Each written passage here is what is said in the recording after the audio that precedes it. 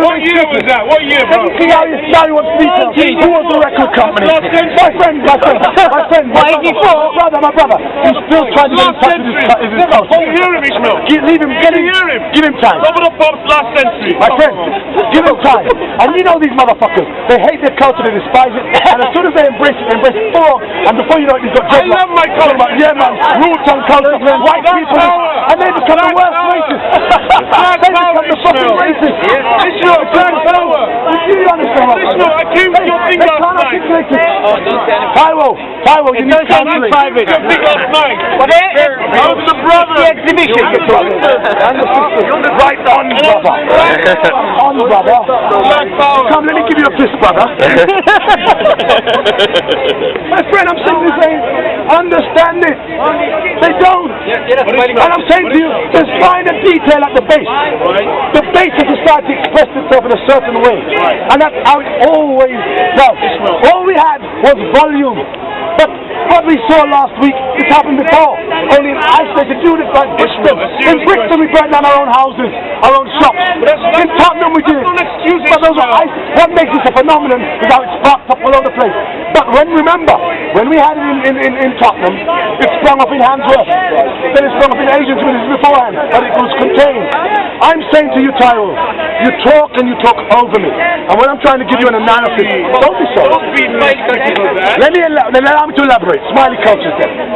Let me tell you, because I know, even in talking to you about smiley culture's death, that the majority of white people haven't heard of smiley culture. That's why he hasn't. That's why he has no understanding.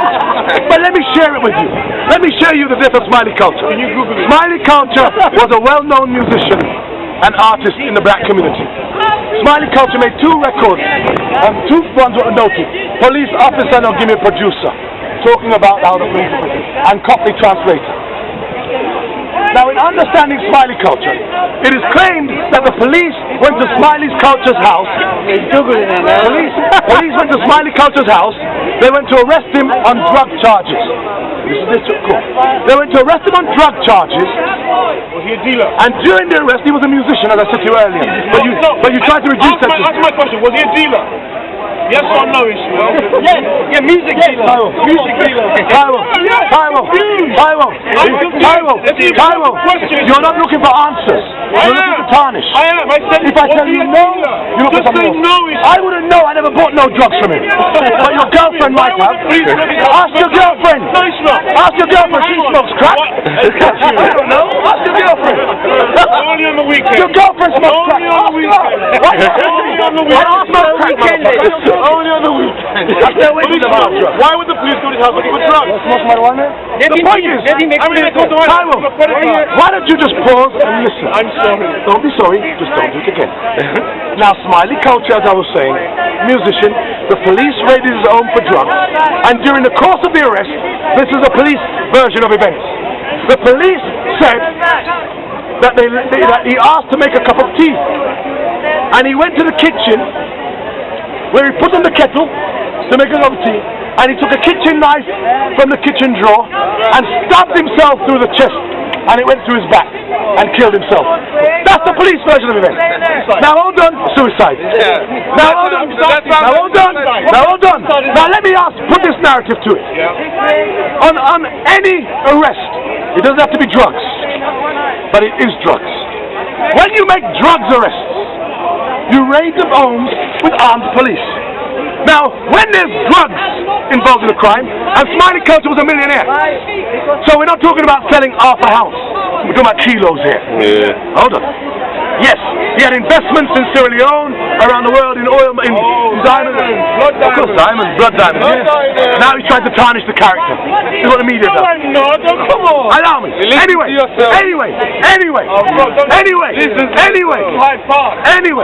Smiley culture. When the police go to make an arrest for drugs, the first thing they do is see, when you think about drugs, you think guns are closely associated. So you want to contain the environment. When you seize this place, you handcuff your subject. Now, because this is a police procedure. The standard procedure. You wouldn't know this thing's stupid. You wouldn't know this thing's stupid.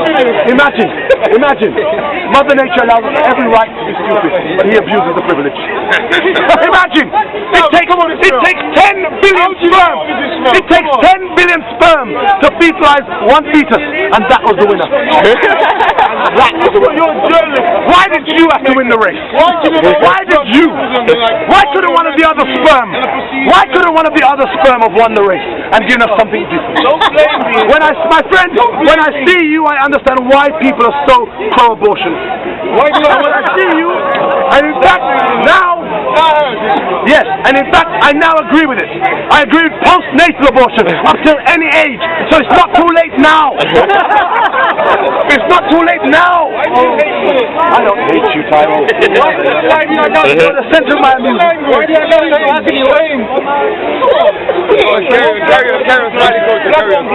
Smiley, you can't help it. So we get these interruptions.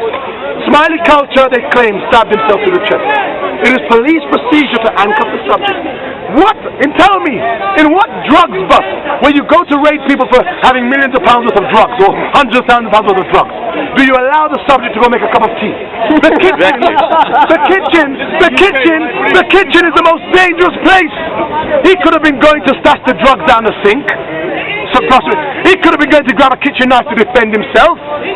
But that was what the police said. I'm saying to you, Smiley culture was not unusual. I mentioned to you 2 cases of individuals that died in custody. One was Adrian Crumpet. The police said he choked on his own vomit after being arrested when he was choked to death. The other one was Nicky Bramble, when the police were chasing him and knocked him off his BMX bicycle in 1989. I grew up as a youth with these people. These cases have happened throughout. You look at the number of people who have died in custody since 1980. It's not 1 and 2. We are going into the hundreds. But when you talk about Libya, it's all right. But you will not propose that same things are happening here in Britain. You can't even believe it happened. I told you about Martin Dugan being stopped, laughing when the police had shot their own man, so they executed him. I don't know whether that narrative is true. It's just one of the many narratives, one of the many rumors that always manifest themselves when people are unsure and unknown about what takes place. This happens, but what is incontestable is that many people have died in custody. Now let's go back to the Tottenham riots. How did the Tottenham riots happen? Broadwater Farm riots, whereby, what's his name? PC Blake was killed. I remember being arrested for the murder of PC Blakelock. Not for the murder, association. Because, yeah, seriously. Well, you don't know, is it? Let me explain. In those days, I was a bad man. No, as a youth, I grew up in. No, you shouldn't fuck with me anyway, because I'm fucking with your girlfriend. Now, leave her out of this, man. Why should we? She's a part of it. She's the one who stands between me and you. Well, let's not air our dirty washing in public. That's how Tottenham happened. Brixton. You remember Brixton? Who was it in Brixton? What was her name? Cynthia Jarrett. The police went to raid the home of a woman in Brixton in 1981. They raided the home looking for her son, and in the raid they shot his mother, Sherry Gross. They shot Cherry Gross. That's how these riots manifest themselves. It's not new. It's not unique. It happened in Brixton. It happened in Tottenham. But the government is still in denial about the numbers of deaths happening at the hands of the police and motherfuckers like you, who are so disconnected from society. Why are you fucking him? You, the ugly motherfucker standing in the middle. You're fucking rude. It's fucking rude. You! Hey, buddy, come on, Ishmael. We must condemn. You're the only ugly motherfucker standing in this meeting. I'm ugly. And when I say ugly, I don't mean my boyfriend loves me. Beauty manifests itself in many ways. I don't use beauty in the context of physical beauty. I mean ugly in the sense of character. Nature. You are an ugly motherfucker. Yes, you're ugly. You need to look at yourself. Come on. Don't blame me. I want to be Jamaican But next time anyway, I come back. we have to. I want to be Jamaican next time I come back. We wouldn't have you. And be a godman. We Jamaicans wouldn't have pull my pants out my ass. Yes, that's what I want to do when I come back. But I'm saying to you, we have not attacked the core value. And I'm saying it's not just about deaths in custody. What the youth did was they appropriated. Allow me to finish. They appropriated the issue to express and to vent all of their frustrations and uncertainties about the future. Okay. Because if we are frustrated about our futures, imagine the youth. They're the ones who are going to agree with you, but and I'm saying we should all try and cooperate together, not just throw up sound bites, because I'm not saying my opinion is right. I'm simply saying it's an opinion that we all need to get together, put forward our points of views and perspectives in a rational, civilized way, and understand, try to find some form of understanding so that we address the problem. But the problem has not gone away, and by the government banning hoodies and threatening to evict parents from housing, social housing, if they're convicted, that's not going to address the issue. When the riots were still going on, all the politicians were saying, we've got to look at the society. Now they've crushed the riot, they're talking about, we've got to impose this, impose that, more policing, and all the nonsense. They go back, they never learn. You can't blame them because Boris Johnson, David Cameron, they don't live in an estate.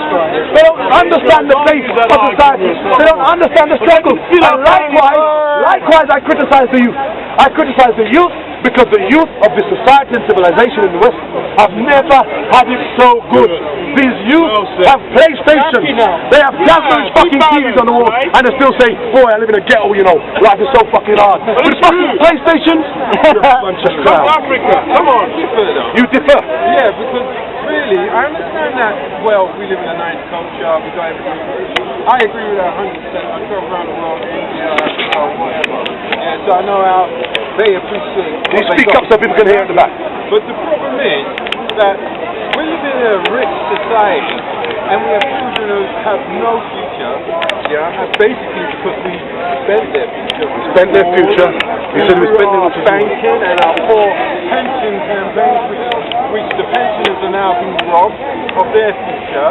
And all these things, what we're showing these kids that we're doing blatantly as adults, what are we teaching them? What are we teaching them? And what do we have to offer them? On top of that, this is our problem.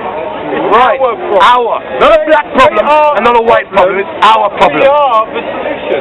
And that means looking at it in a right way and seeing that, you know what?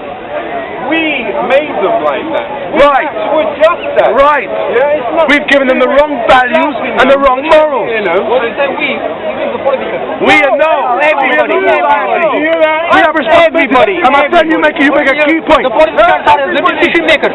Parents have a responsibility. Friends, hold on, my friend, hold on, sir. He had a question. You say black community. What is the black community for you? Sir? Hold on, because what is this a divided community in the black community? You see, a divided community. And what the black community as a community has to do to lead a social life. Sir, why are we separating the black community in this argument? Why? Question, right? Hello? What's the question? He said, what does the black community mean to you? Oh, so the question is, what does the black community mean to me? Yeah. My friend? To me. Okay, to me. Sir? In my personal opinion, there is no such black community. There's no such black community. My friend, I totally concur with what you say. I grew up as a youth. As I said, I was a youth leader in the National Black Caucus. I used to be stopped and searched by the police, sausage laws. I grew up hating the police. I grew up hating the society. Didn't know white people. All my people were black. So I grew up in that environment, active on that front line. So that was my world. That's how I lived. However, society has moved on a little. We're much more global. I also eat baked beans and we live in Notting Hill Gate. Live in Notting Hill when it was ghetto. But no, Ishmael, don't allow say me. that. He's asked the question. Allow me to finish. Now, 500 mansions. I've been now, there. allow me. He's going to rob your house now. Allow me. You asked the question. I think you should earn the respect. So I'm saying to you, that's how I see the world. We are now global. We're much more international. We're in the process of learning how to get along with each other. When I was growing up in my household, all we eat, growing up in England, we ate yam and banana, dumpling, curry mutton. Do you understand? That's the food I grew up on. But then when I used to go to my white friend's house, I ate white friend's house. He would be eating he'd be eating for dinner fish fingers, sausages, and baked beans. And I was like, wow, that's what you have for breakfast. Why are you having that for dinner at 6 in the evening? That was it was a cultural barrier. Now we have pizza. Let me tell you a story about my father. I remember when I was growing up, my mother, one day I came home from school, and my mother cooked me pizza. And she put the pizza on the table for dinner. And my dad came in, and he said, pizza? Couldn't pronounce pizza. It's pizza. Pizza? Pizza? I want a pizza! And he took his arm and he threw it across the table. Wow! He'd never heard of it. This is how he grew up. But now I eat pizza. I eat Italian, Chinese, Indian, Thai, Mexican. Paella. Sorry? Paella. Paella. ¿Eres española? ¿Qué pasa? Paella. You don't know. Española. What is it, madam? Yeah, like you know what paella is. Like you know, my friend. But I'm saying to you, let's not pretend this is the society we live in, and we're all getting acquainted to each other in the different cultures. You don't like me, Ishmael. I don't like you, not because you're black. I don't blame you. No, because I'm Nigerian. I have a prejudice against stupid people. Yeah, but you know I'll get you one day, Ishmael. I know you will. Yeah, we're meeting in the field, Ishmael. In the field. I'm simply saying, when you ask me about the black community, but understand it, look at these youth. Oh, look at it. We have postcode wars. Let me do this with my analysis of the fighting. And this, hold on. This is my analysis, and please bear it out. If we understand that the youth of London and around the country have been fighting and killing each other over postcode wars, that you're from this postcode and I'm from that postcode, any of you know the streets, understand, where are you guys from Tottenham? Any man from Tottenham? Fuck you. Stop that! I live in Bremerton Farm! You wish. You are last 5 minutes. Here's the thing. From Broadwater Farm. Hold up. I swear. Don't believe you. I swear, Ishmael. I swear. Here one. It's probably because of you why the fucking riots happened. They were looking for you. Here one. Here's a sister from Tottenham. Is there anyone here from Hackney? You don't live in Tottenham. Is there anyone here from Hackney? Where? So you're not from Rhodes. Bruce Grove. Don't tell me you're pussy. No, here one. Yeah, that's a pussy. Yeah, right. He's a dickhead. I live on Dongola Road. You wish. But the reality is all anyone who knows anyone who knows the streets knows that Tottenham and Hackney have been at war for years. Just like Peckham and Lewisham. Years. The Woolwich boys versus the Peckham boys. For years these wars have been going on. The Peckham boys didn't just form their gang last year. The Peckham boys have been formed from the 1970s. I remember when I was growing up, and one of my cats from my estate, he left my crew, and he went up to Brixton, and he was part of the Untouchables. And then we broke up on Carnival the first time, and he was in his crew in South London. They've now changed from the Untouchables. What are they called now? They're called sorry?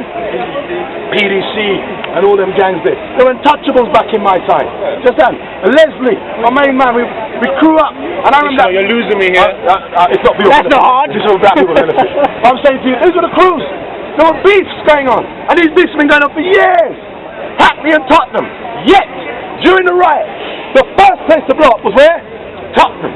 The second place was where? Hackney. And the youth then were sending each other saying, listen, you know what? Crush the beef.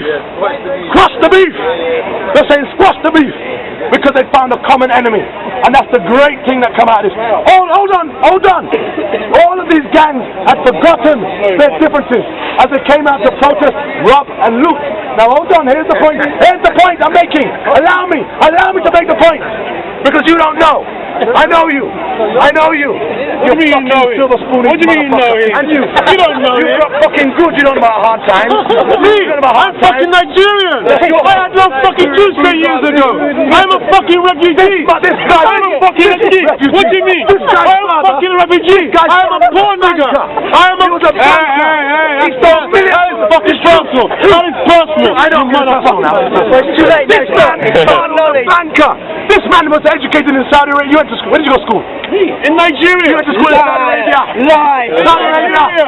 I am a His father stole millions and fled to England as a refugee. You're the fucking richest refugee I know. Yeah, you're right. He's an adult. So was the Shah of Iran. So was the Shah of Iran. He was a refugee too. But anyway, hold on. Back to the postcode. Right, postcode. That's why I lose the trail. What's his postcode? What's your The point is, look at these postcode people. Hold on. The point I'm making is, a lot of these youth, because what we have is a crisis of identity. Let me break it down without interruption, please. With identity, we have black people that like myself. I never call myself British, although I was born here. I call myself Jamaican. Hold on, allow me. You see, the man throws himself up like that without even hearing why. That's why you remain stupid. Now hold on, let me show you something. Let me show you something. Is there anyone else that shares that experience? Yeah, In terms of associating where your parents are born, as opposed to where you were born. Yeah, exactly. Understand it first of all. Let me elaborate. When I was growing up with the racism, the prejudice, and all this stuff, I remember going to school. And I went to school in Birmingham. I was born in London. But my father stabbed my mother in the face with a screwdriver, and so I was in a home for a little while. I went to Birmingham, and in Birmingham, the first time I was an all-white school, said you nigger, walk, coon. I've never heard the word walk before. I never heard the word coon. But this was the barrage you greeted me. So I never felt a part of the society. So growing, and when I used to travel, and I've traveled the world now, when I traveled, and I went to China, I was in India, around the world. When you're in China, and you say, where are you from? I'm from England. You look at you puzzled. So it's always easier for me to say, I'm from Jamaica. And I don't consider myself a Jamaican, I consider myself an African. That's how I see myself. That's how I see myself. Now, let's break that down a little bit. We have these postcode wars of young people saying, I'm from this postcode. It's my end. I'm defending my end. Now, I believe that has its roots in the primitive form of man. We all have it. That's why wars are fought. That's why there's a war in Israel and Palestine, in Libya. This is not about just resources or Israel. It's about land. Because man is an animal like any other animal. And animals are territorial by nature. So what we have is young youth who says, I'm defending my ends. This is my area and I'm watching my ends. I'm defending my ends.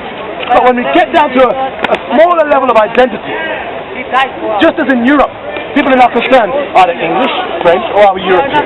The English, the white English, have seen an invasion of immigrants in this country, whereby the English values have been diluted, where what they perceive as Britishness has also been diluted. So even white English people are struggling to define, who am I? And we have young youth who grow up in postcode in certain areas saying, I'm listening. But imagine this is where I break it down to you. People say I'm British or I'm English. But imagine some of these youth who don't even leave London. They've never travelled to Birmingham, Bristol, Luton, Leeds. They live in Peckham, and they might go to Brixton now and then, or come over Yassa to buy some trainers, but they go back to their country, Peckham. So in fact, some people can even say, I'm not British or English, I'm London. And some youth can even say, I'm Peckham, because that's the world they live in. And to them, some of them I'm sure would like to have a passport that says Peckham. Brixton. We're looking at the core breaking down values of identity. And these issues do not just affect black youth, it's affecting all of us. There was a time whereby you would not even, you used to see black men with a white woman.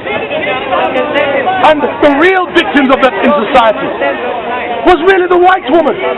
Because the white woman was the one who was ostracized from the society. You had white women giving birth to children that she could never take back to her community. She had to put up for adoption. She had to lose it. The black man could bowl about. So now, understanding it, the breakdown of that, and I remember reading, was it Calvin Ayrton, Sex and Racism. Beautiful book, he wrote it around 1969.